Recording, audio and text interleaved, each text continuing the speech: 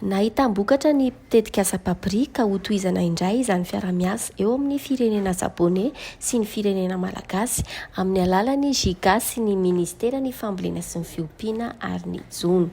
Notanterahina androany 4 Desambra 2024 tato amin'ny Ministeran'ny Fambolena sy ny Fiompiana ary ny Jona tato Anosy ny fifanaova-tsony fifanarahana voalohany nataon'ny chef de mission an'i JICA Andriamatoa Hiroka Hiroshi sy ny sekretera jeneral ny Ministeran'ny Fambolena sy ny Fiompiana ary ny Jona Andriamatoa Tilay Desire. Entina natanterahana ny tetikasa papri andiany fahatelo izay ho atomboka amin'ny fomba ofisialy ny volana Mey 2024.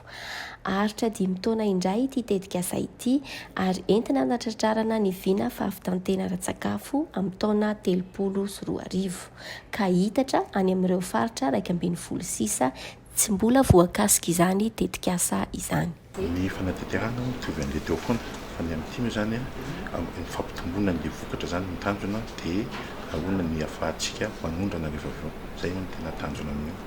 Dia moa fiara-miasa moa zany dia hoe amin'ny fampitomboana zay moa dia mitombo daholo surtout ny any amin'ny resaka intrant zany no tena ampiana zany azahoana vokatra maro kokoa. Io zany tafiditra ao anatin'ilay programme ihany io e. Ilay paka moa zany ny ataondreo anarany. Paka moa zany ao anatin'io daholo ny intrant rehetrarehetra. Dia iny fotsiny zany zaraina hoe iza ilay olona voafidy dia izy indray mampianatra ny ohatran'izay foana zany fomba fiasa hoe mifidy olona iray zany dia iny mampianatra dia formule dia mampianatra ny hafa ny ohatr'izay.